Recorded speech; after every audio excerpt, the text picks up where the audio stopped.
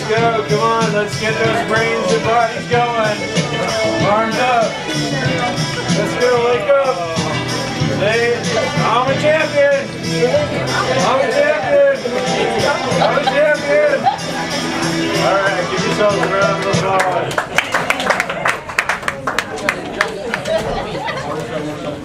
Yeah. You and me both. All right, welcome everyone. Thank you for being here tonight. I'm Dr. Yachter, if we haven't met. We're going to spend the better part of the next 60 minutes or so going over some life-changing information. Some of you guys have been to the cancer workshop before. If you have, raise your hand. Why are you here again? Because you love me, right? This is where you keep learning. Every time you come back, you learn something, right? If you stop learning, you stop growing, and if you stop growing, you start dying. Yeah, so we have a learning culture here. Many of you have been to 10, 20, 30, 40, 50 workshops. Put your hand in the air. Wave it like you just don't care. No, but seriously, we've been doing these workshops for almost 20 years now, and you know, you're always going to learn something, and the most important part of this is that you never know when you're going to need it. And the last place that you want to find yourself is in a crisis, making a decision out of fear.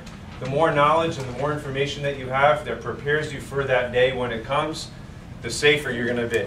Does that make sense? Yes. And that's where we want to you know, point this workshop in that direction. So every workshop, you know, you're going to get something. We have these workshops every month. You should grab one of these cards if you've never had the chance to do so.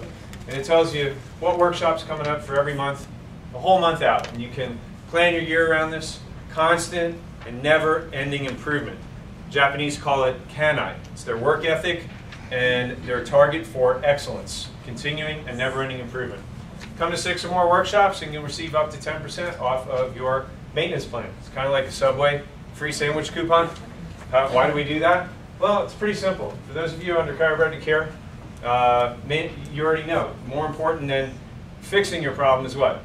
Maintaining it. Yeah, so you're always getting your spine checked on a regular basis, and the more you take care of yourself, the easier it is, the more cost effective it is for everybody, preventing problems, sickness, and disease.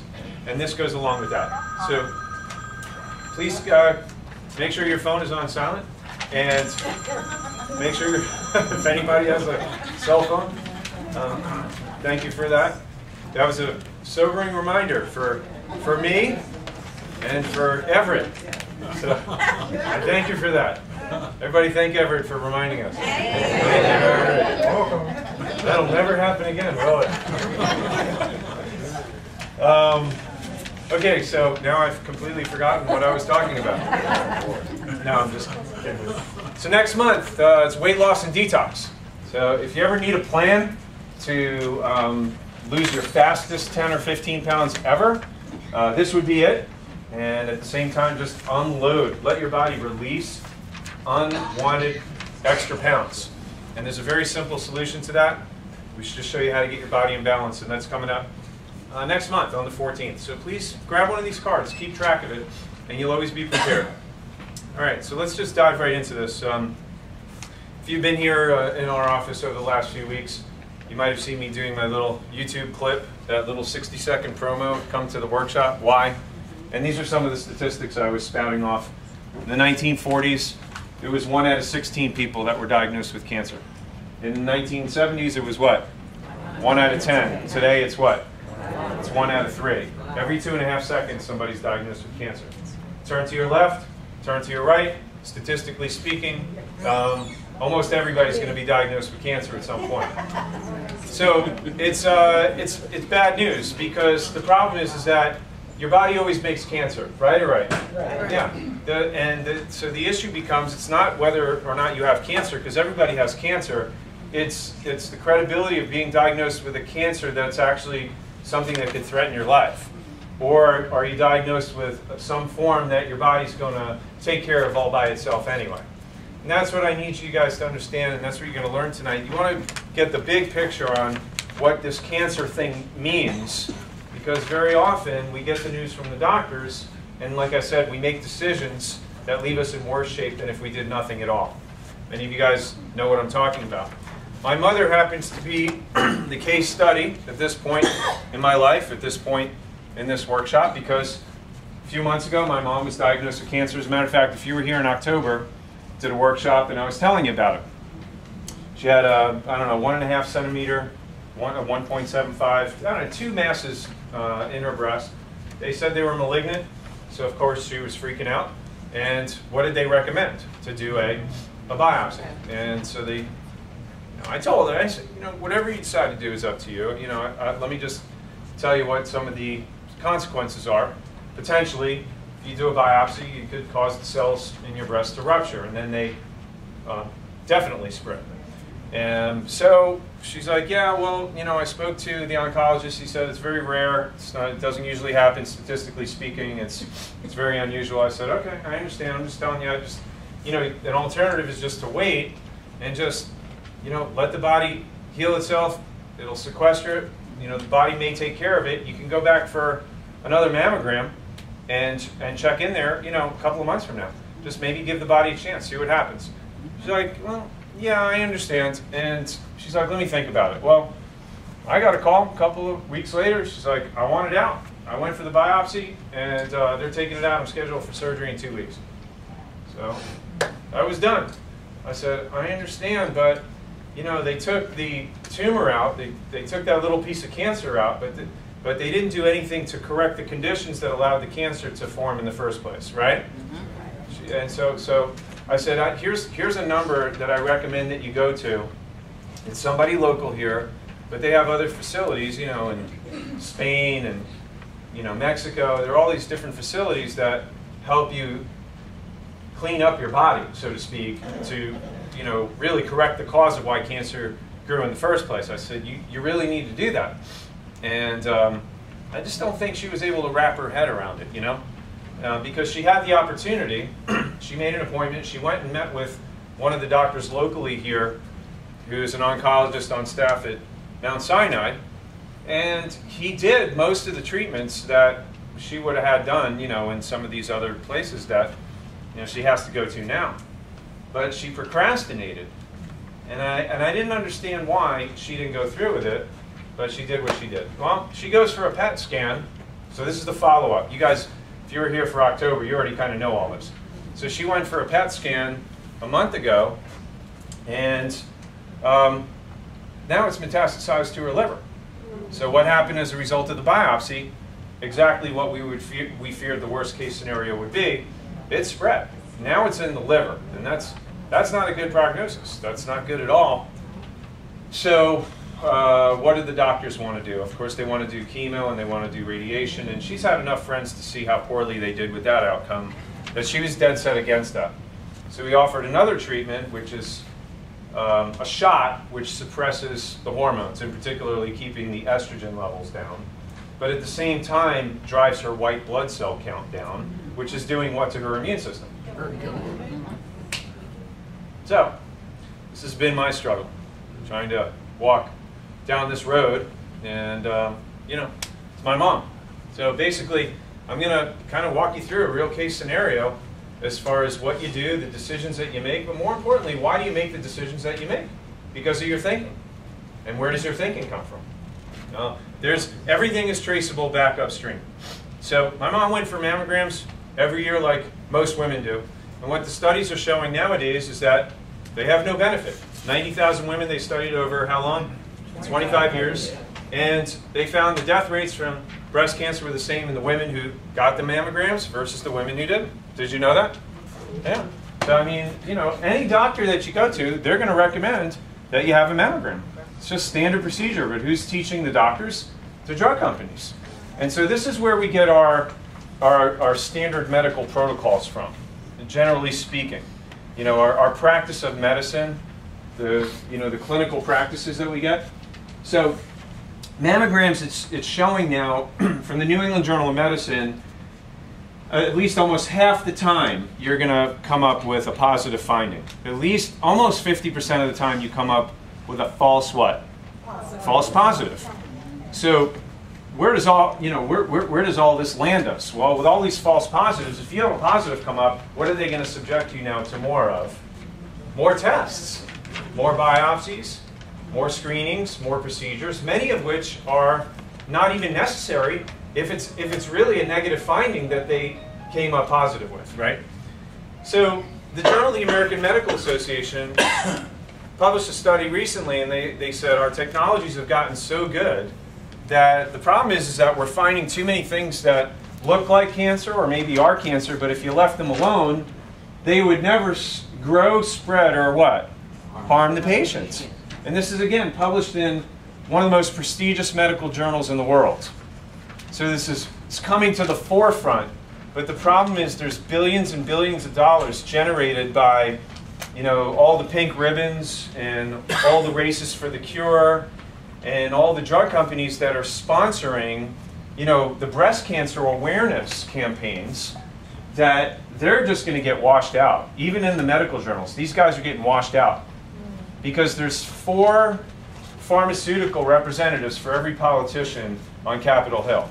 And this is how our system works today. And this is why people are maimed, injured, crippled, killed. And a lot of people die because of the procedures that are instituted in our standard medical health care procedures. So the race from the cure is something that everybody's aware of, the pink M&Ms, the pink shoelaces on the NFL, the pink shoes, the pink Kentucky Fried Chicken, pink M&Ms, pink everything. And you know what? To make their products pink, do you think it's free? No. They pay big licensing fees so that they could get on the bandwagon and be part of the pink culture that swept America. Nobody stops to think for a moment where that pink came from. They just see it as a great humanitarian movement to be a part of, and it positions their company in a positive light, with compassion toward humanity. But nobody stops to think where this came from. In 1985, it came from the drug company that manufactures tamoxifen and Arimidex. In 1985, the drug company created breast cancer awareness. And then they created a front runner by the name of Susan B. Komen as a separate identity to take all of the money trail that would lead back to the drug company away from them to something that would appear to be what? Nonprofit. You see how this works? So why would the drug company push for a breast cancer awareness campaign? Why would that be important to promote breast cancer awareness if they're manufacturing drugs that treat breast cancer? Why is that so important? Oh, I don't know. What does that have to do with anything? Hello? If they've got the drug, well, if they're screening, millions upon millions upon millions of people, and at least half the time it's going to come up as a false positive, the more screenings they do, the more people that are going to get diagnosed with breast cancer, and the more people that are going to what? Wind up on the drugs. And how many women do you know that take tamoxifen as a maintenance drug? Oh my goodness, can you imagine? The craziest thing in the world, because there's little or no understanding in terms of how the body works and how you actually create health from the inside out, and not even stopping to question for a moment that you cannot create health from putting a poison into the body from the outside in. We don't stop and think about that. We just outsource our thinking to the blind trust that we give to our well-intentioned medical physicians very often. And I say that with respect because half of my family are medical doctors, and I don't think it's a medical doctor thing. I think it's a standard of practice thing that they don't have really a choice, because if they don't do what the standard is and what everybody else is doing, which has been uniquely established and influenced by the drug companies who fund the studies in the Ivy League colleges, they're out. They lose their license. So this is the system that I'm talking about that we're all part of, and you have to very carefully tiptoe through the landmines with intelligence. So since then, how many billions of dollars have we raised for the cure for cancer? And where does all that money go? It just goes right to the drug companies. And their top-selling breast cancer drug, tamoxifen, has been shown to cause cancer.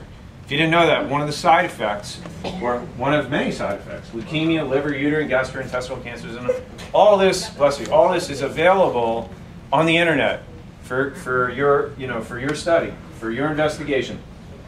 So, along with breast cancer awareness, we have prostate cancer awareness, right?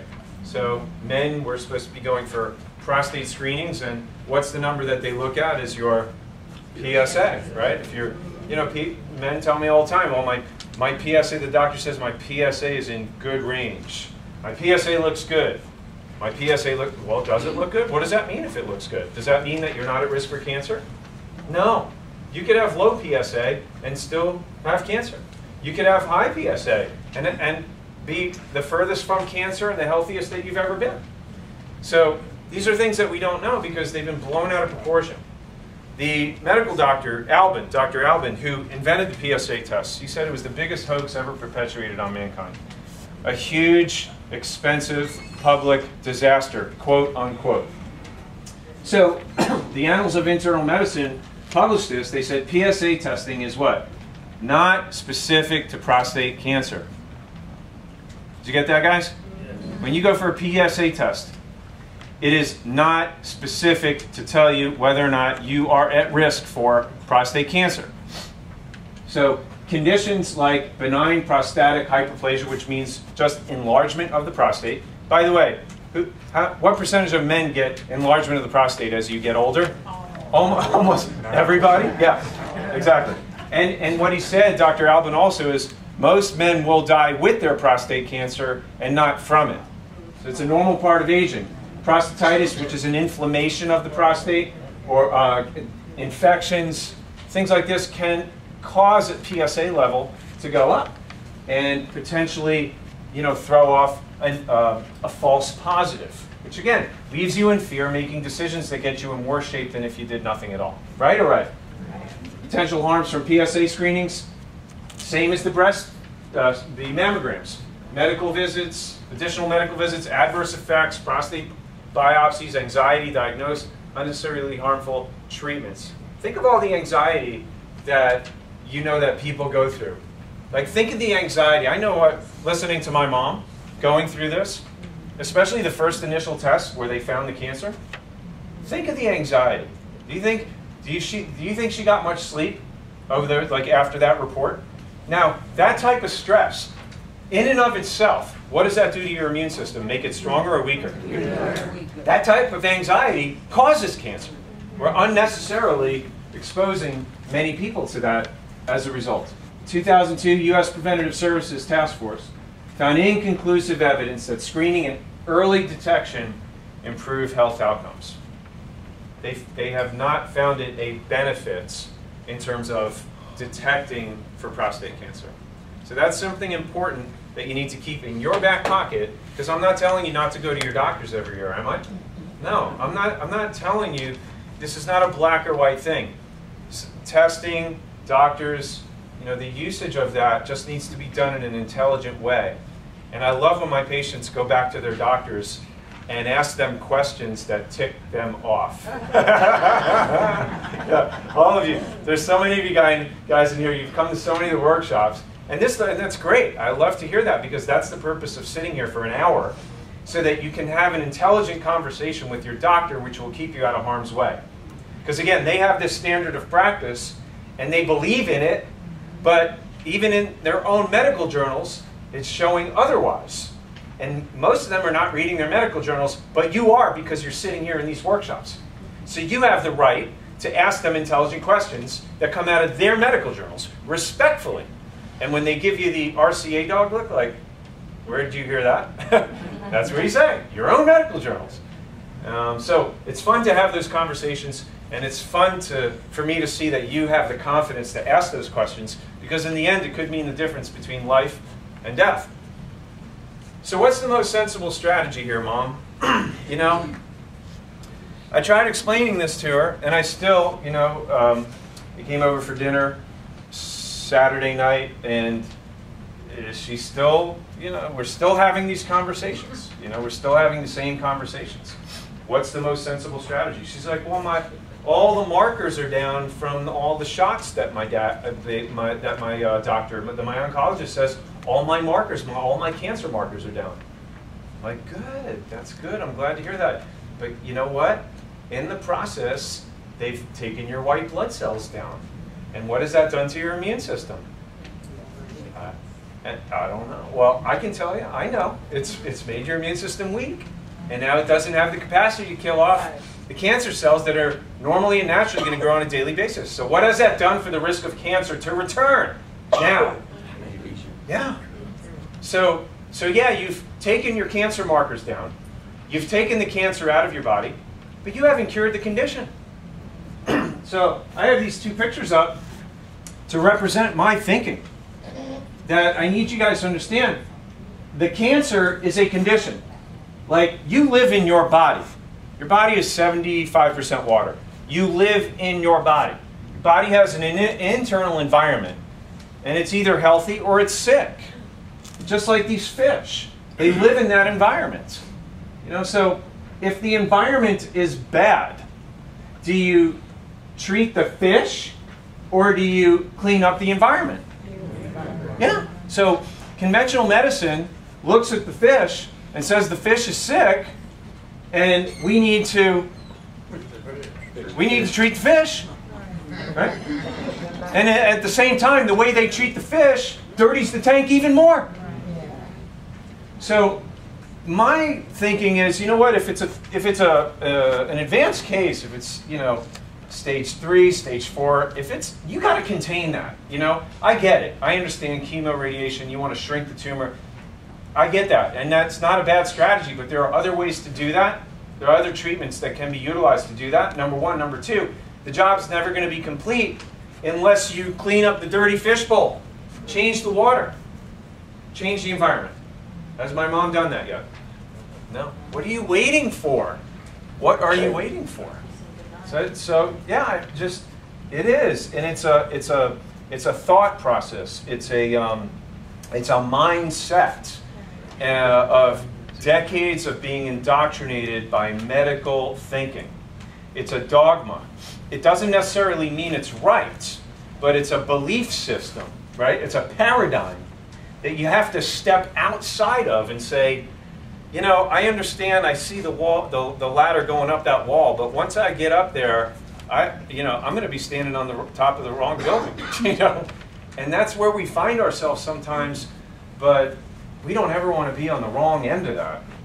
So this is the strategy, and what has led to the muddied environment is all the years that she has done, and many of the patients that I take care of, unknowingly listening to drug commercials and doctors, taking cholesterol medications, which clearly now from journals, medical journals, show increase your risk of cancer by anywhere from 83 to 143%. The sad thing is that cholesterol drugs don't prevent heart attacks. We know that now, but they're still prescribing it, unfortunately. Antibiotics, my mom had a lot of dental work, so years and years of antibiotics, weakening her immune system. Taking an aspirin a day. How many of you guys heard an aspirin a day keeps the doctor away? Yeah. Well, what they don't tell you is that it increases your risk of cancer, your breast cancer, by 80% if you do that for 5 years or more. So, turns out that many of these things that the drug commercials taught us are not a good idea for health, but they're a great idea for actually causing cancer. And so, you know, you do it for a day, a week, a month, may not be a bad thing. But if you do it for year after year, decades, it starts to muddy up the waters, so to speak. Can everybody see that? It's cumulative. It creates toxicity in the body. And the UCLA Comprehensive Cancer Center showed that when you introduce radiation to cancer cells, it can take benign cells and actually transform them to highly malignant cells. So when I'm talking about, you know, avoiding cancer-causing drugs, it's not just cholesterol, medications, and aspirin. Some of the cancer treatments that they're doing, conventionally speaking, like radiation, will cause the spread of cancer. And same thing with chemo, chemotherapy will maybe shrink the tumor and it'll kill the cancer, but it's so toxic, what does it do to the patient in the process? So if it weakens the immune system and destroys the immune system of the patient, and the cancer has a high likelihood of returning as a result, is that not a cancer-causing procedure? So these are the things that don't make sense to me. When you take a dirty environment and you add poison to it, what have you done to the patient? Well, you see the fish there, they've got dark spots on them. And you've seen what happens to people who have radiation and chemotherapy. Yeah, the loss of what? Hair, all types of other different health problems that come with it, major side effects as a result of it. And they can moderate some of the strategies. You know, these are options, guys. You can tell I'm not for that. I'm not. You know, I don't chastise and I don't pass judgment on patients that do that, but I'm telling you that, man, the sooner that you can engage in a proactive lifestyle to prevent that, the less likely you'll be in that position where you have to make a difficult decision. Because if you've got an oncologist staring you in the face telling you that you're going to be dead in 3 or 6 months if you don't do this, I got news for you. You're not going to remember what I had to say. You're not going to sleep. You're not going to be making very wise decisions. And you're going to go down the road that we're talking about right now. Why? How do I know? Well, I've only been doing this for 25 years. I know human behavior. I'm not saying that it's easy, but what I am saying is you need to start living your life right now like you've got stage 4 cancer, so that you don't wind up in that position. There's not a day that goes by that you get to take that for granted, because we all live in this toxic, sick world. And if you're not doing something to prevent cancer these days, you're on the road to getting it. So I'm going to talk about different options and things, but what I want to do is kind of free up your mind so that you see and understand that you're not a victim, and you do have a good sense of control in terms of how to create health in your body. And most people don't know this because historically, what have we been told about disease? Heart disease, diabetes, cancer, that it runs in your what? That it runs in your family. Oh, it's all in my genes. Not a whole lot I could do with that. No, that's not what science is showing now.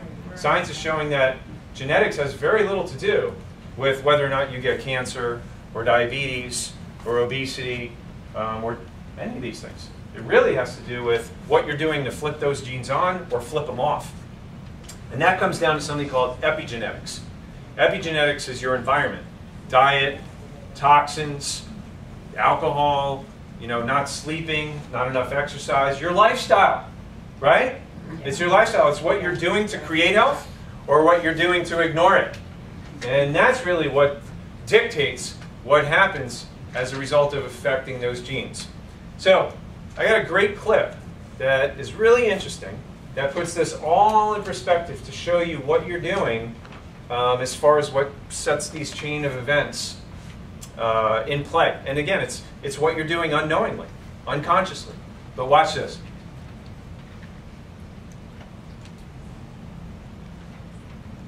That's awesome, isn't it? Wow, that was great.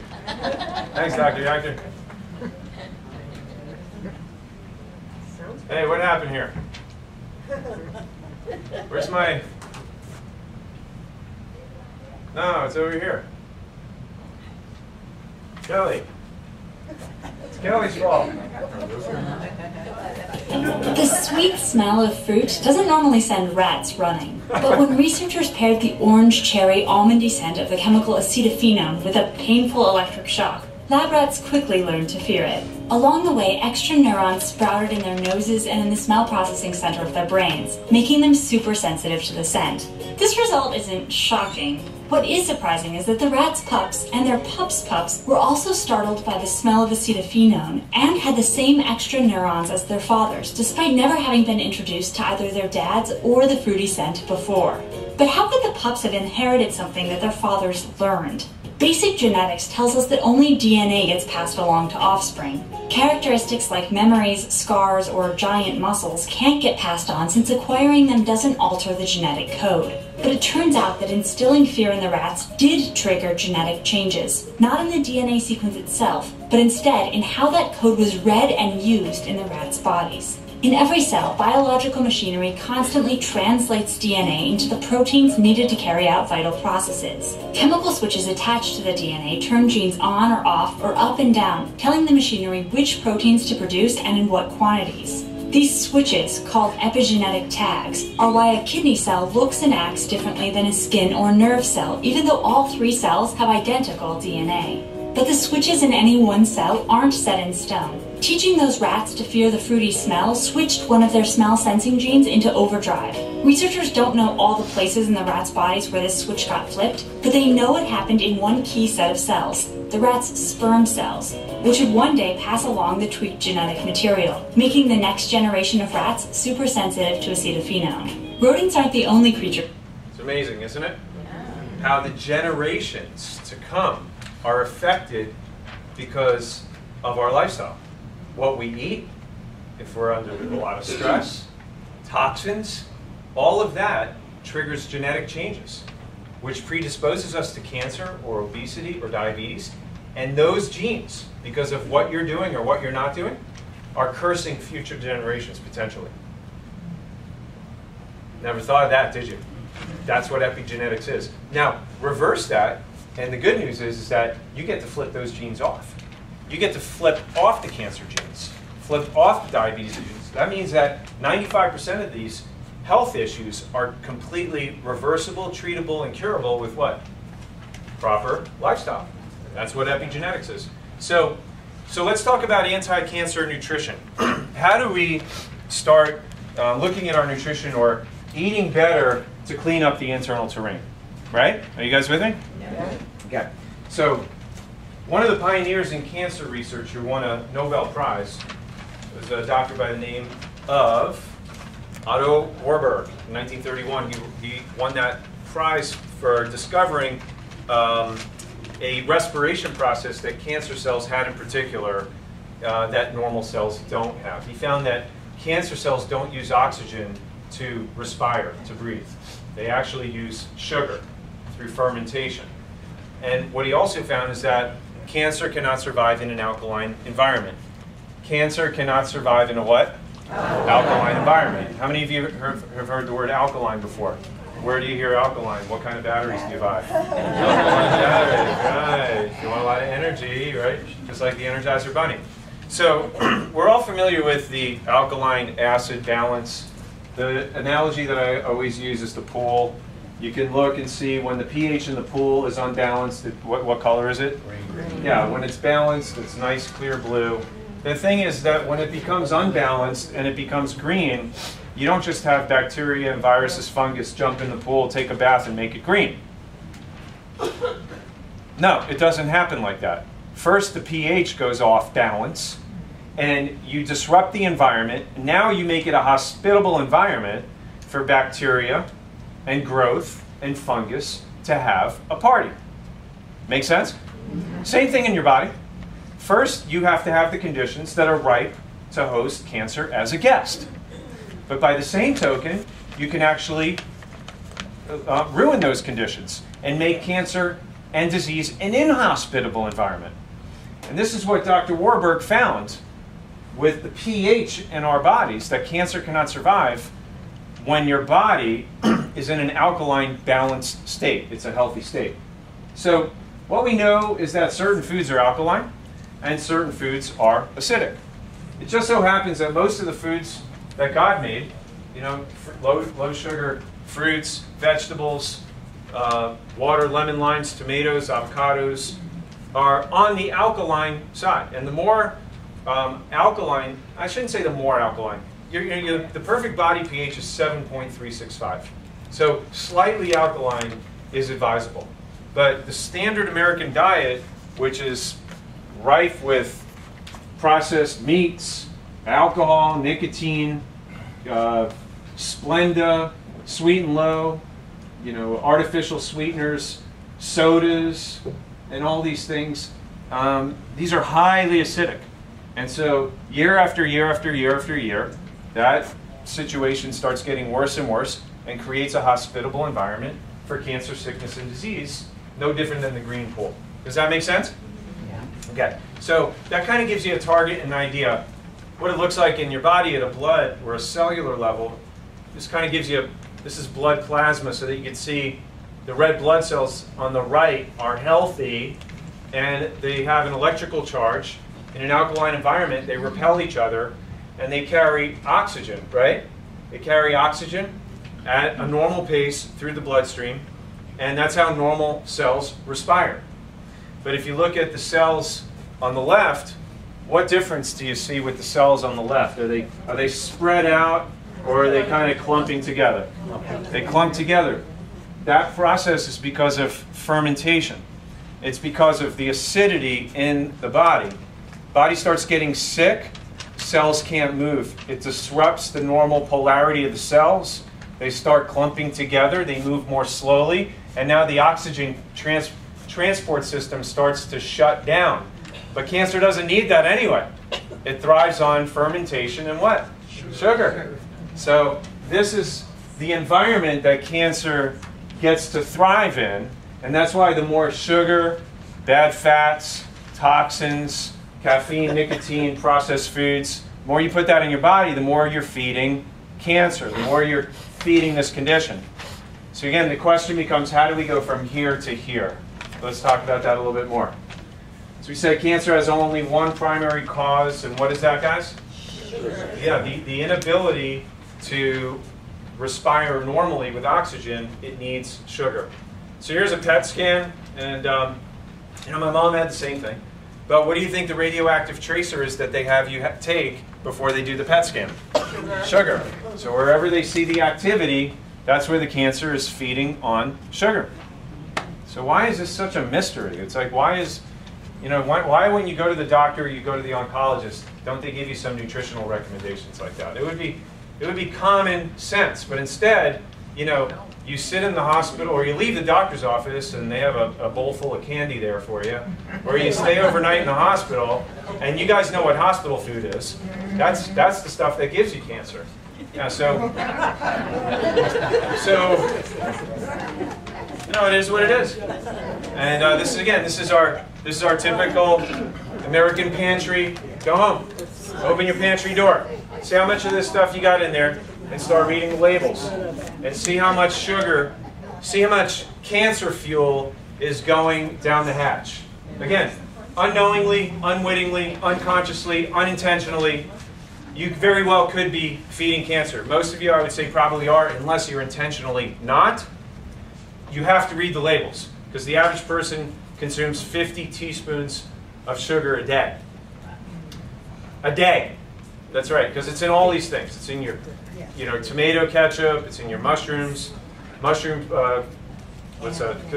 spaghetti sauce.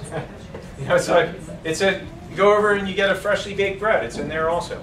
So it's hard to avoid this unless you intentionally try to avoid it by reading the labels. Same with this. All of your staple carbohydrates, complex carbohydrates, because what does it break down into? It breaks down into sugar, yeah. A lot of the rices, the pastas, your cereal. By the way, doesn't that cereal look healthy? Like if you see Cheerios, do you think that's a cancer-causing meal? No. When I see Cheerios, I see a heart behind it, because I've been marketed so long to the fact that it's healthy for your heart. I just bought into it. Same thing with the Quaker Oats guy. But the thing is, it's just, it all boils down to sugar. It breaks down into sugar, causes insulin to go up, causes an inflammatory reaction, and it spreads cancer. Feeds cancer, guys. So, au gratin potatoes. Am I saying don't ever eat this? No. Here's what I'm saying. If you're a cancer patient right now and you're fighting cancer, no, shut that off. Don't do it. But if you're not, you want to start thinking about learning more about this ketogenic lifestyle, which means, the majority of the week, like 5-6 days out of the week, don't have this stuff. Proteins, fruits, and vegetables. Proteins, fruits, and vegetables. Your body will let go of 5-10 pounds. Joan just started doing it. She didn't even try. She already lost 6-7 pounds. Just like that, taking half the insulin she was taking before. just by doing that, just by cutting this out. And you can do the same thing also. It'll help reduce the inflammatory levels, balances your hormones, gets you into fat burning, and it's cancer fighting. Now, again, I like to have this stuff once a week. Why? Because unlike everybody else, I like the taste of it, number one. And number two, it helps to reset your metabolism. It's good to do that once a week. But for the majority of the week, it's really not healthy to have this like with every meal. It's not. So I won't spend too much more time on that just for the purposes of cancer prevention, but I wanted to talk about hydrogenated fats also because this does cause an inflammatory reaction and it does contribute to the internal terrain. The upper slide, you see the watermelon there on the left? That's the same watermelon 80 days later. What happened to it? It decomposed. That, you know, is that supposed to happen if you leave it on your kitchen counter? Of course. Yes. Bacteria are going to decompose it. Yeah, they're smart. That's why God made bacteria and viruses. They keep things clean around our house and our body. That's what they do. They have a job. They have a purpose, and it's to decompose. You see a Happy Meal on the bottom. 180 days, 6 months later, from left to right, what does it look like? Did it decompose? Right. So, hello, if bacteria don't eat it, should you? Are bacteria smarter than you and I? Apparently so. Yeah. There are numerous people who have put YouTube videos on and, you know, unpacking a Happy Meal after a year. Yeah, you can go tonight. Promise you, you'll have the biggest laugh. They're unpacking a Happy Meal a year later, and it looks exactly the same. Looks exactly the same. So, Jim, I had literally 3 minutes to read what you gave me about hydrogenated fats, margarine. It's the same stuff.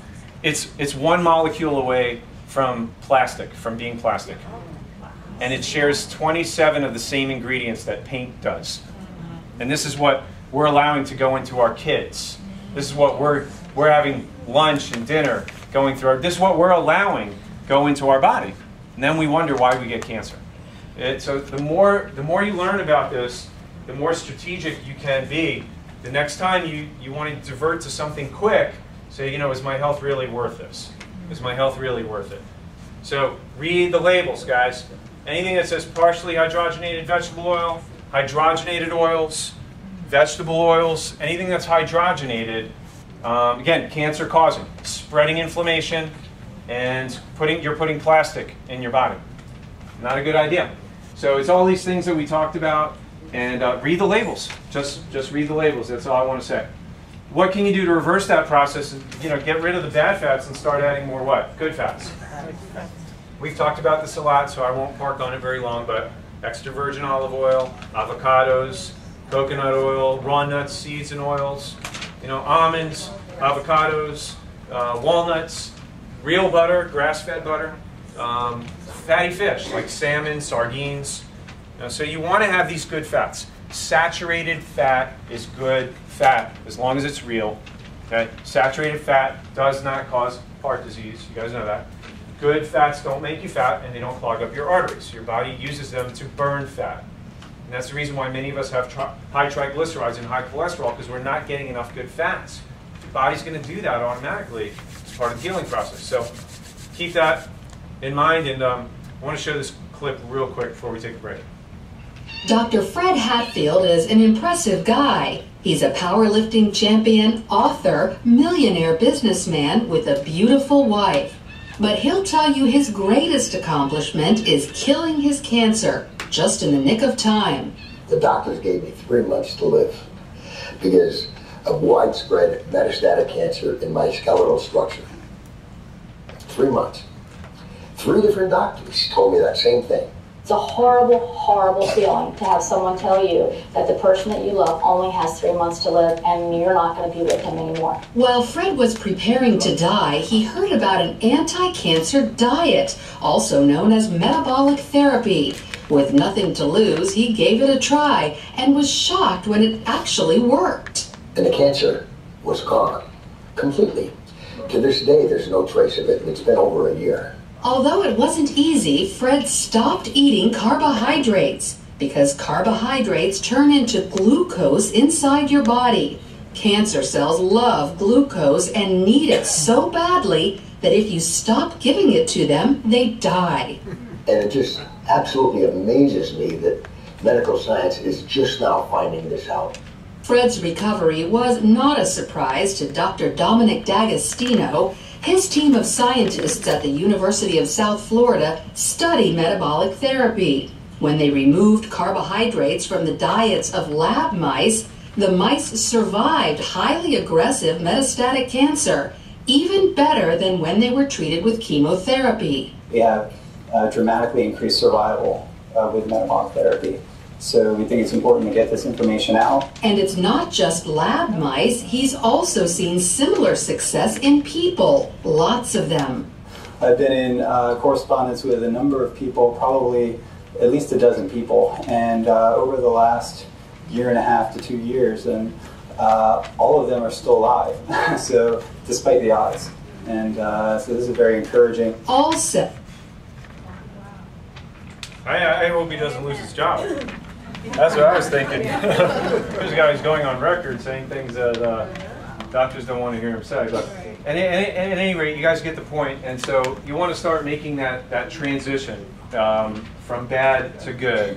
If you remember the food pyramid we all learned in elementary school, they told you should eat the most of the breads, pasta, cereal, rice, 60% of your diet. Turns out that was a very bad idea for health, and a great idea for cancer and diabetes. And obesity, by the way, which they have lots of drugs and a lot of economic drivers behind all that. But it's time we woke up and started realizing that that's not working out.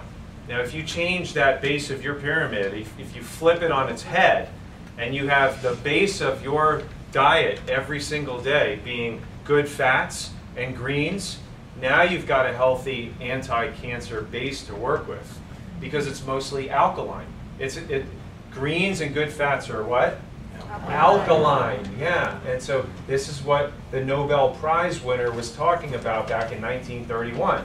If you want to starve cancer out of your diet, that's what we need to be doing, greens and good fats. And then you have your proteins that you can put in there, and your seeds, nuts, fish, and things like that. But that's what it should look like.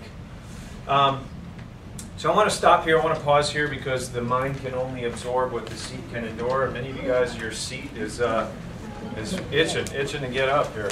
So let me, we're not done yet, but there you go, running off before I gave you the whole story.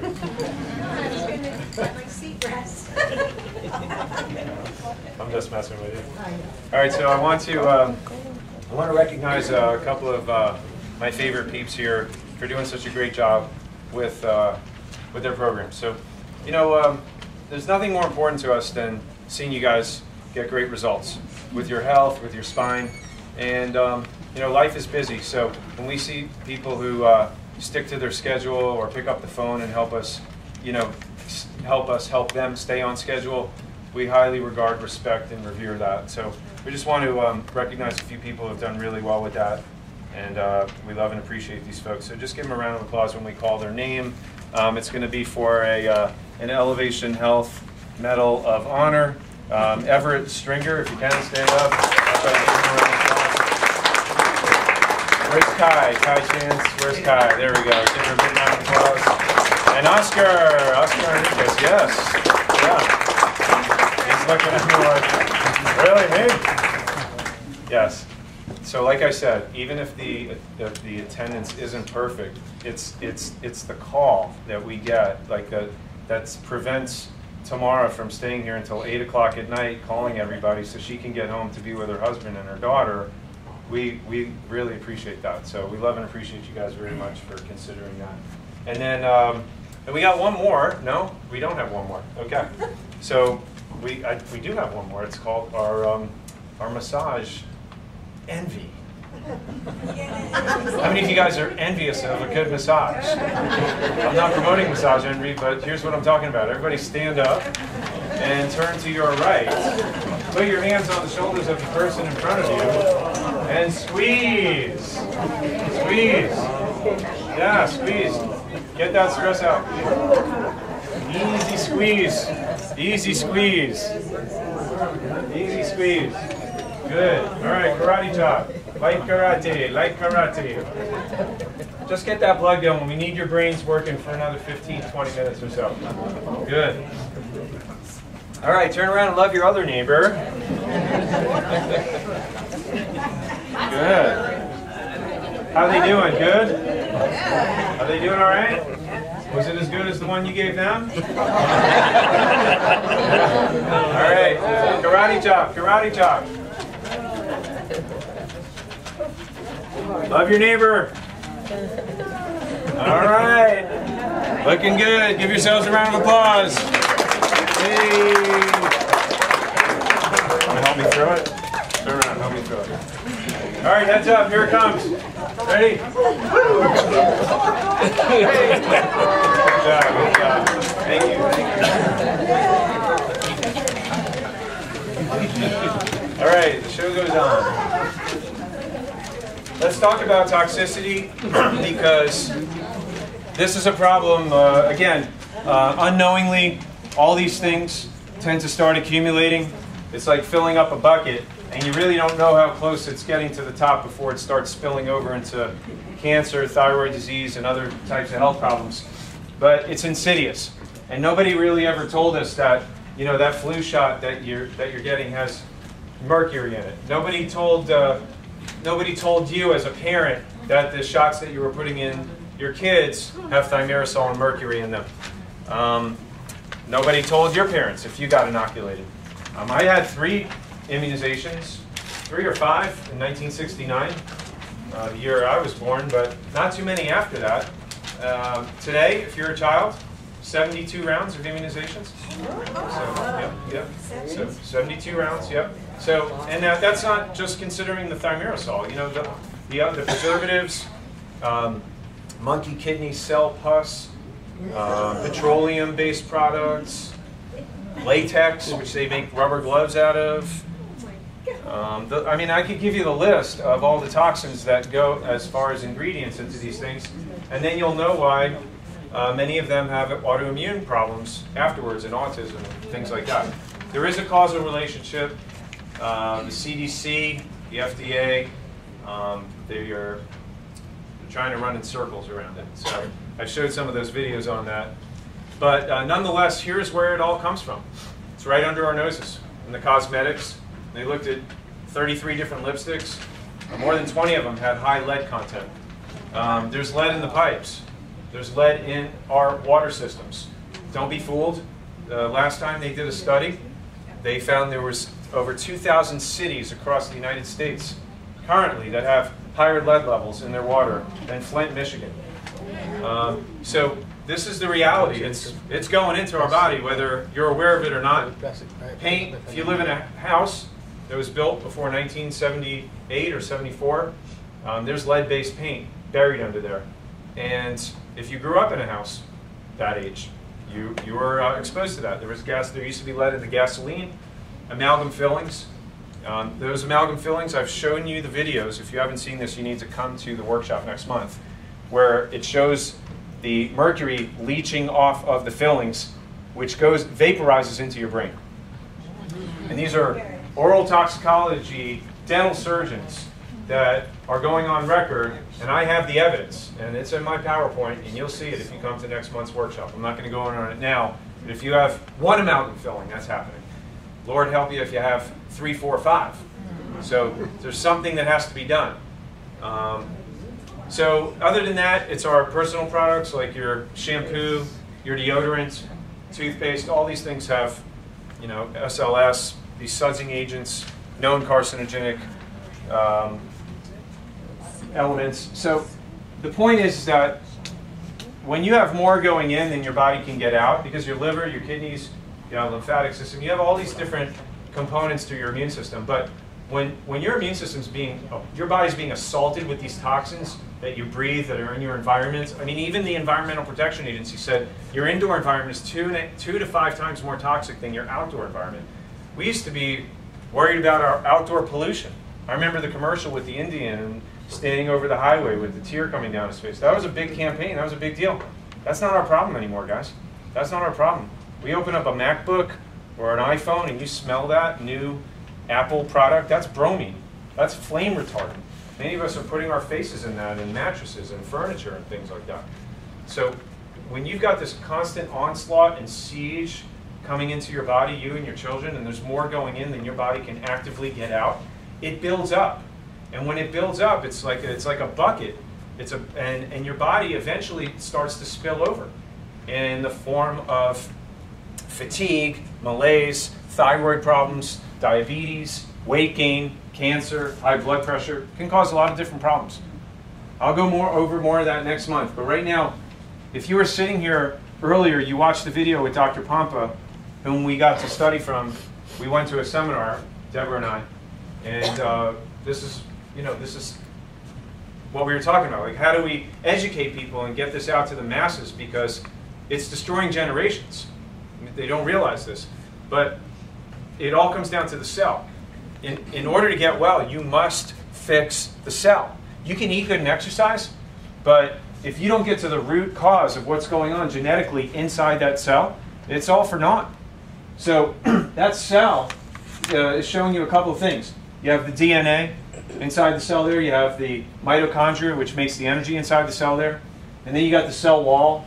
And the cell wall is permeable, which lets the good stuff in and the bad stuff out. The toxins have to get out. All your fruits and vegetables and vitamins have to get in, right? All these things have to penetrate and get into the nucleus there. And inside that cell is where all the magic happens. But, you know, you have your insulin, your estrogen, testosterone, thyroid hormone, and all that, and the vitamins and everything uses a receptor to get into the cell. But when you've got loads of sugar, toxins, bad fats, all these things coming into your body, it sets off a fire. It sets off a blaze of inflammation. And when the cell wall becomes inflamed, it loses its permeability. It loses its functionality. And now as a result of that, the good stuff can't get in and the bad stuff can't get out. And what did you learn when you watched that video a short while ago? What did you learn? The genes, right? The genes get influenced. They either get turned on or they get turned off. And what are the things that can trigger those genes is toxins. The toxins will trigger the genes. Other things will trigger the genes also, but toxins are a culprit which will trigger the genes, which can pass on problems, not only in your health, but to the generations to come. And this is a cancer-causing problem which has to be corrected at the cellular level. And when you correct it at the cellular level, then you're taking that lever and you're shutting that cancer gene off. Remember on the video? That was a clever animation, wasn't it? Lever up, lever off. And that's what I want you guys to get. I'm giving you the resources to shut it off. Now, when my mom was emailed back from Dr. Helu in Spain, she's supposed to be going there in a couple of weeks. She's going to be there for 2 or 3 weeks. He's got this whole protocol of things. Everything that he's going to be doing intensively for $25,000, 25,000 euro, that's what it is, yeah. Intensively. I'm going over with you right now. If you do it now, little by little, proactively, your health is your wealth. Can you see that? Yeah. So, you know, when you start letting this affect the DNA, that's when it starts to adjust the dials and things don't go the way that we like. So you need to make sure that you're boosting your detoxification system, your liver, your kidneys. We know today that some of the resources that you can use to boost the phase 2, you know, the liver and the kidney detoxification pathways. And these are just some of the ways, but N-acetylcysteine. And so I'm showing you the Mediclear because this is something that many of you have been doing for a while now. And it's one of the best things that I've talked about because it's got a multivitamin spectrum on it. It's got a low-level detox. It keeps your body strong. And people always ask me, well, what can I take for a multivitamin? I say, take the Mediclear because it's got 20 some odd grams of protein. It's got low sugar, like 5 grams of sugar, and it's got a mild detox in it, a mild detoxification booster. So it's got N-acetylcysteine 50 milligrams. Now, I'm showing you this because we've got a lot of questions as far as what's this new Ultraplex Complete Clean. You notice that we got private labeled with Zymogen, which has something called a complete clean, which is really more of a meal replacement. In as much as that it's got 15 grams of carbs, not complex carbs, but 15 grams of carbs, 25 grams of protein, but the N-acetylcysteine is 3 times the amount that it is in Mediclear. Now Mediclear is good, but I'm just trying to answer some of the questions that my staff has been bombarded with, so that you can see that this, when it comes to detox, is a little bit more powerful, but it's very similar to Mediclear. There's subtle differences. It has more green tea, which is good for fat burning, watercress, which is good for detox, choline, which is good for your brain. It's got also the turmeric, the curcumin, which is an important anti-inflammatory component. So I just wanted to kind of give you a heads up as far as how this can be used on a daily basis. You just take a glass of water, dump 2 scoops in there. You can take a glass of almond milk, a glass of coconut milk, 2 scoops, either the Mediclear or the Complete Clean, either one. You know, it's really a matter of preference or a matter of taste. But this is something that you could do to proactively start to clean your internal environment. Does that make sense? Yeah. And at the same time, you have a multivitamin with it. You don't need to take a multivitamin. You're boosting your immune system. It's full of antioxidants. And it's got all the good stuff in it. So you can kill a whole bunch of birds with one stone. And that makes it very cost effective because it's also a meal replacement. You don't have to stop and eat breakfast. You can just whip this up right before you get out the door, and there you go. And you keep your blood sugar stable and your energy high all day long. A couple of the other supplements that you saw in the supplement suite, the Coursera SGS. The SGS is what's found in broccoli and cruciferous vegetables. And it's a very, very potent antioxidant. It helps with detoxification, anti-inflammatory. It's cancer preventative, antioxidant. So these are powerful cancer fighters. In addition to that, Mariva 500. More peer-reviewed back literature published on this, as far as curcumin, or coming from the Indian spice turmeric, on anti-inflammatory and anti-cancer, than probably any other supplement I could tell you about. So if you're not taking like mega doses of curcumin, I would recommend the Mariva 500. Yeah, you know, people ask me all the time, oh, my elbow hurts, my shoulder hurts, my knee hurts. Do you have anything for inflammation? That's it. It won't destroy your kidneys and your liver like aspirin or ibuprofen, and it'll give you the same effect, and it's a cancer killer in the process. CoQ10, necessary molecule for all cellular function. But as far as cellular replacement and regeneration, that's an important part of preventing cancer. Right or right? Yes. So it all starts at the cellular level. CoQ10 helps with the initiation of that process. Keeps all body cells healthy, and it also functions as an antioxidant as well. Last but not least, vitamin D. What we know today, if it was published decades ago, it probably could have helped us prevent 75% of all the colon, breast, and prostate cancers that have been diagnosed since. What they're finding today is that the US RDA of 400 international units to prevent scurvy and rickets robbed us. It robbed us of all these cases of cancer that could have been prevented if we would have had 5,000 international units or more. So that's what we know now, that we need 5,000 international units of vitamin D, and it's a strong immune system booster and a cancer suppressor. So everybody should be taking at least one of those every day. At least one capsule that has 5,000 international units. Now, if you're fighting cancer actively, you've been diagnosed with cancer, I would be taking double or quadruple that. 20,000 international units, 30,000 international units my mom's taking. You can't overdose on that. And most of us are vitamin deficient. African Americans, highest population deficient in vitamin D. Yeah. Most of us, even though we live in Florida, we're afraid of the sun because we don't want to get wet. Cancer. I got news for you. Sun exposure doesn't cause cancer. Slathering sunscreen on you does, because it's full of toxins and it stops your body's production of vitamin D, which prevents cancer. Sunblock, yeah. Your body takes the sun and it converts it to a hormone which makes vitamin D. And by blocking that, you're increasing your risk of cancer. Right?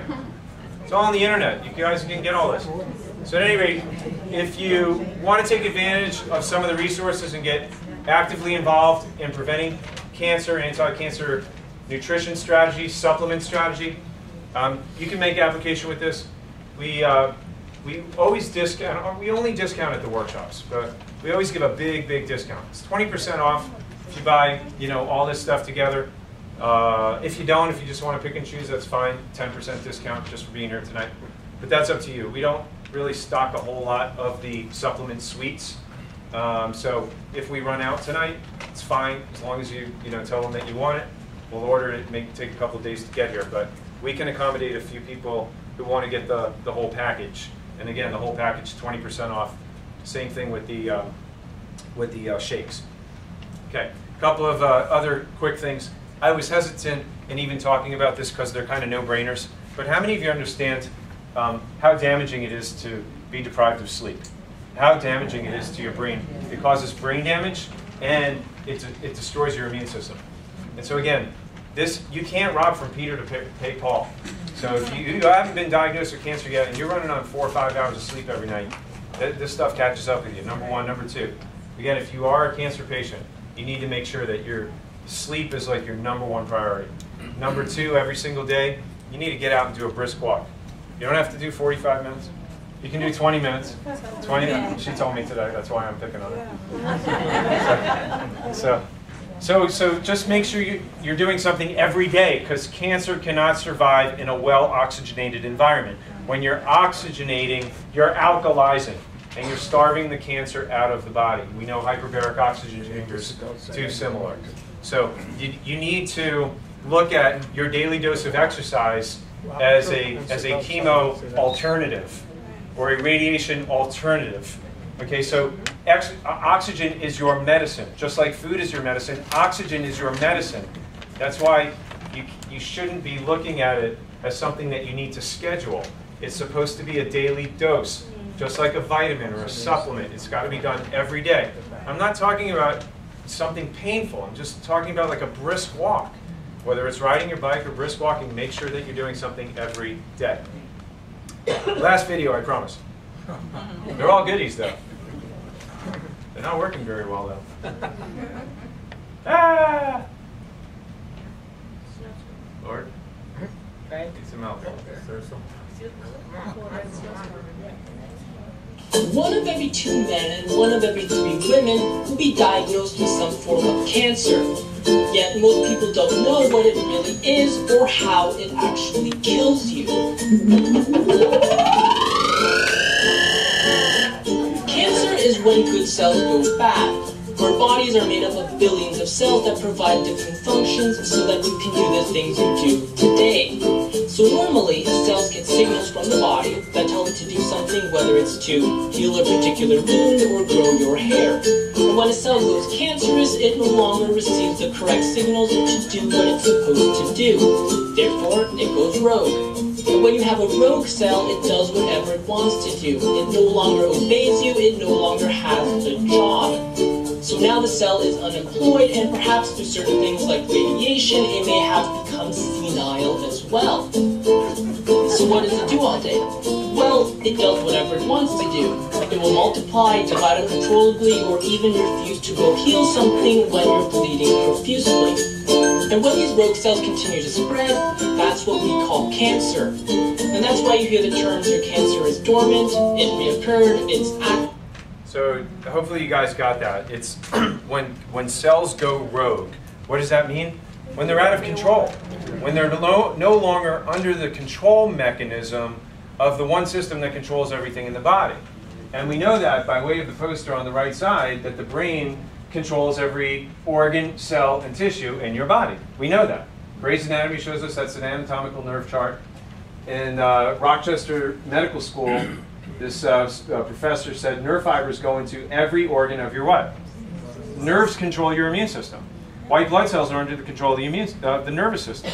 Your immune system is controlled by the nervous system. Your liver, your spleen, your pancreas, your thymus, every part of your body is controlled by your nervous system. They said if they took the nerves away from the spleen or the lymph nodes, you virtually stop the immune response in its tracks. So if you want to interrupt the immune system, if you want to weaken the immune system, you need to interfere with the what? The nervous system. So if you have any interference or static or problems with your nerve system, is your immune system stronger or weaker? Weaker, yeah. So where does this have to do with chiropractic? The bones in your spine are there to protect the spinal cord and nerves because it's the most important system in the body. It runs and regulates everything. But people don't put two and two together and say, well, what does that have to do with my health? The bones are there to protect it. If the bones shift out of alignment, because you have slip, fall, trip, car accident, you sit like this all day, maybe you have sports injuries, I don't know. You know, I'm not Nostradamus. I don't have a crystal ball. We all go through this stuff, right? Yeah. Spine needs maintenance. It doesn't stay in alignment. We're subject to gravity. It breaks down. When people come into my office, it's a rotten mess. Bones are tilted, twisted, turned out of alignment, and it's no longer protecting the spinal cord. It's what? Interfering with it. And sometimes they feel it, and sometimes they don't. Subluxation is when the bones shift out of alignment, and the consequence of that is now it impedes the structures it was designed to protect. And so you see the pressure on the nerve, and if that nerve is feeding off to your spleen, and that was where the lymph nodes, part of your immune system, what is it doing in your immune system? Making it stronger or weaker?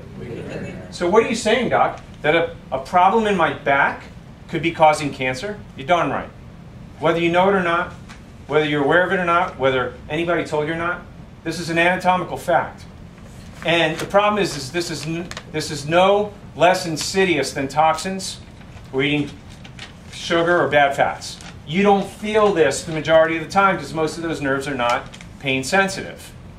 And so it weakens a person's overall health internally, constitutionally, over many, many years, weakening their immune system and increasing their risk for what?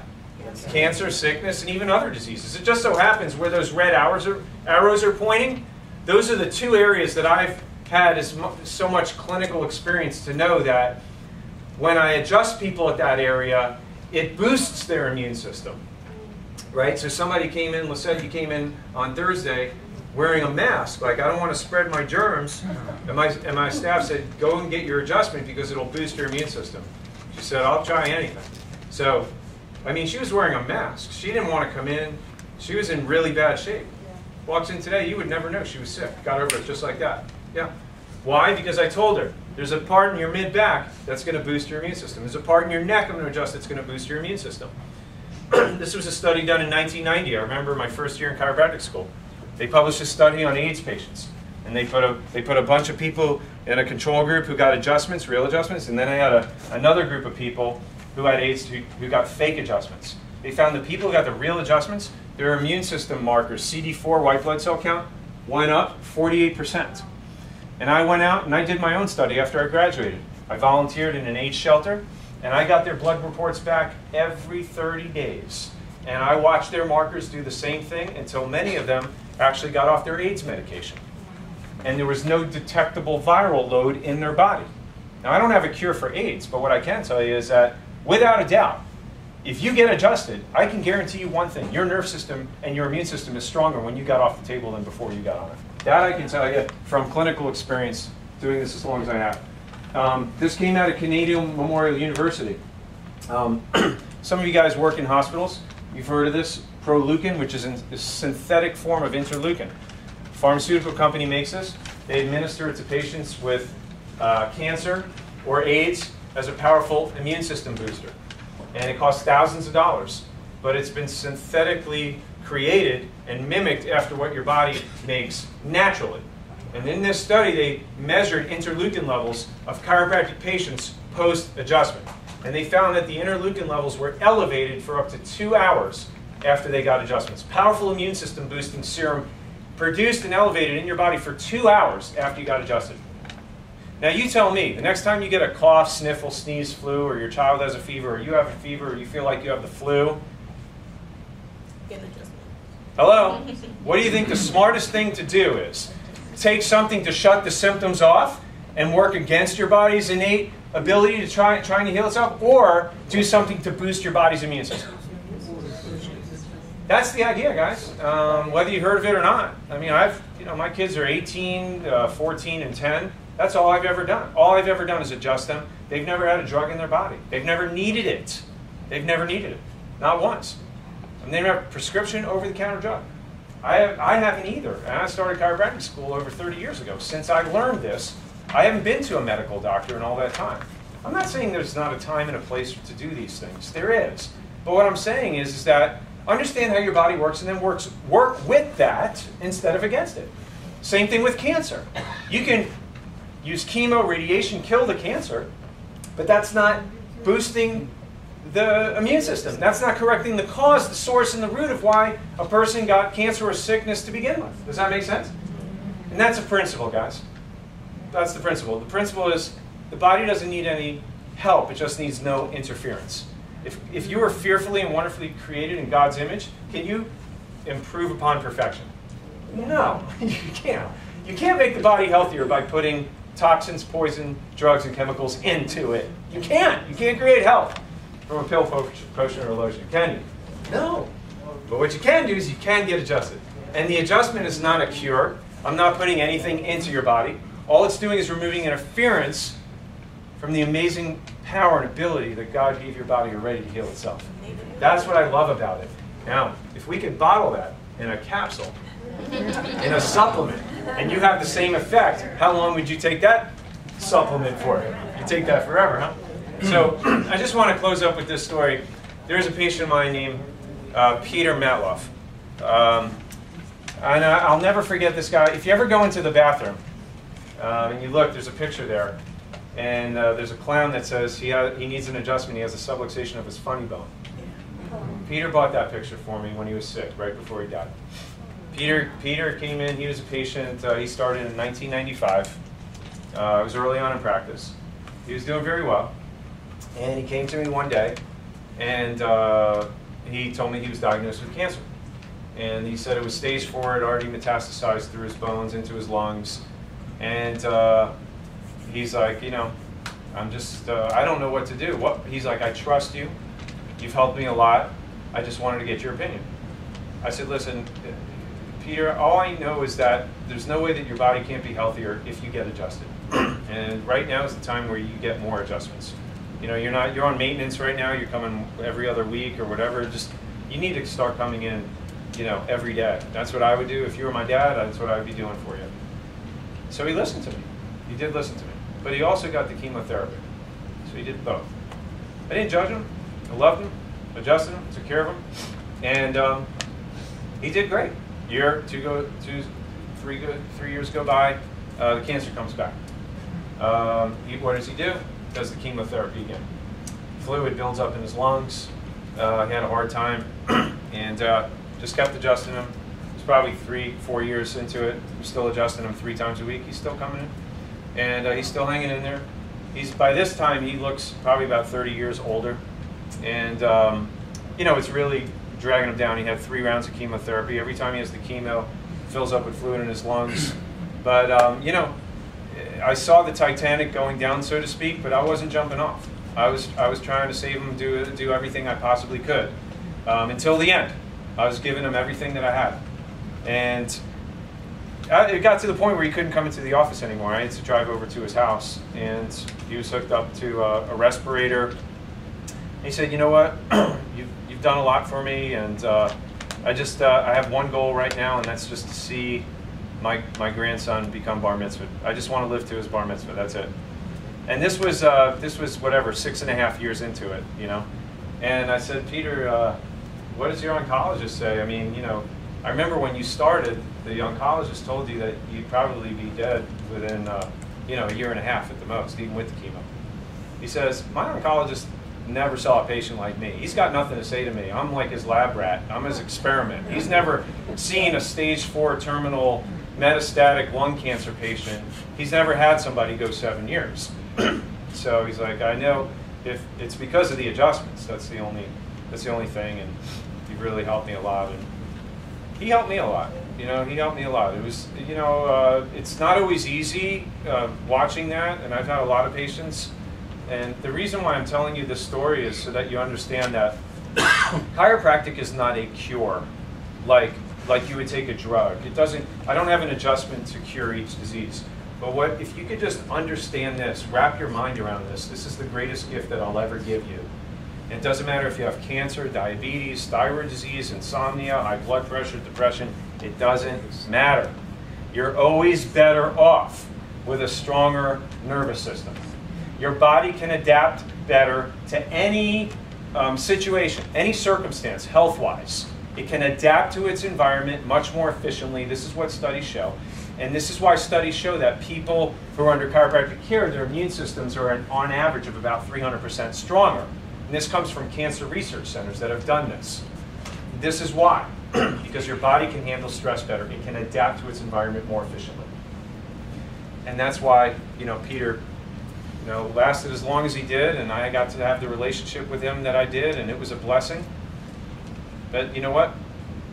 I don't know that there's much difference between Peter or me or you. We have a number of years here on this planet that God has given to us, and this life that we have is a gift. And what we do with this life is our gift back to God. And we do the best we can with what we've got. But I'll tell you this, if you take everything that I gave you today, all these resources, and you utilize them effectively, and you utilize them proactively, and you utilize them correctly, I can promise you that you will get healthier as the years go on. Many of you guys have been patients here years, decades, and you haven't been sick as often, you take less medications, you hardly go to doctors, ever, right? Right or right? Yeah. You save a lot of money and a lot of time. And I'm proud of you for doing that. I'm not saying it's easy, but the journey of 1,000 miles begins with a what? A single step, yeah. So, for those of you who are guests, your next step would be to have your spine checked. If you have symptoms, aches, pains, sickness, disease, whatever the case is, my job is to look at your spine and evaluate that. And basically, I'm not talking about adjusting you. I'm talking about an evaluation to tell you whether or not you have interference to your nerve system. And if you haven't been to a chiropractor or had your spine checked by somebody who knows what they're doing with thermography or weight-bearing x-rays, then I would suggest that you have not had it checked properly. And I'm not looking for tumors and fractures or things of that nature, although I can diagnose it. What I am looking for is misalignments, which would impinge the nerves and cause pains, aches, sickness, or disease before you feel it, or maybe you feel it now. And that's what the purpose of the thermal scan is and the x-rays. Now, along with that, I sit down with you, I do a very detailed, thorough consultation, examination, and if the x-rays are necessary, you're talking about more than $300 worth of service, which I'm very happy to do for you if you're a guest tonight. I'm happy to spend the time with you doing that if your health is important to you. But as being a guest here tonight, what we always do as a courtesy on behalf of the person who brought you in is do that instead of $300 for only $40. So all the technology and the testing, the thermography, which you can see, all the red bars and the orange, that tells us where the problems are. And here's a better scan over here. Usually the x-rays check off with the thermography. And it's a very detailed, comprehensive report of your health, spinally, structurally, and otherwise. And so, with that being said, that $40, all of that goes to Mission to Haiti, which is a mission in our church that we support, and 100% of it goes to that, which is used to rebuild a lot of the structures that were destroyed by an earthquake that happened back in 2010, feed, clothe the kids, and I'm very passionate about this. Many of you know we've been doing this for a while. But if you're new here tonight and you're a guest, just know that your donation is going to a worthy cause, and it's a win-win. So I'm happy to donate my services if you're happy to donate to them. And if you're a guest here tonight, make sure that if you would like that, Deborah, can you raise your hand over there? Everybody look over at Deborah. If you're a guest, just see Deborah. There's a limited number of appointments that we have, and she'll show you what the schedule looks like and get you dialed in and plugged in. Like I said, it's not to become a patient. This is to have an evaluation. A lot of people just get confused about that. I don't know, I don't understand chiropractic. I want to go for it. This is to have an evaluation. A qualified chiropractic doctor, a doctor of cause, not effect, a doctor of cause. That'll tell you more about your health in the time that I have with you than you probably learned in the last 10 years. I can guarantee you that. So, at any rate, I look forward to meeting you guys if you are guests here. And for those of you who are staying, for the next 60 seconds, I want you to consider this. I heard somebody say this on Friday, and it struck me so profoundly. We overestimate our ability to change others. We overestimate our ability to change others, but we underestimate our ability to change who? Ourselves. Sometimes I want to hang myself. You know what I mean? But this puts it all in perspective. A wise man once said, be the change that you want to see in the world. Be the change. And what that means is you all learned some important things tonight, right or right? How many of you guys learned some life-changing information? Right? Everybody should hear it, but not everybody's going to implement it. Those of you who will make application with this will be the change that moves the world. Raise your hand if you're a world changer. Yes, you are. You're a world changer, whether you know it or not. You just have to step up and claim your destiny. So I wanted to leave you with that and bless you with that. Make sure you get credit for today's workshop. Next month, you know what that is. Get your supplements. Yes, go ahead and make your appointments. And thank you so much for coming tonight, everyone. I love and appreciate you. God bless.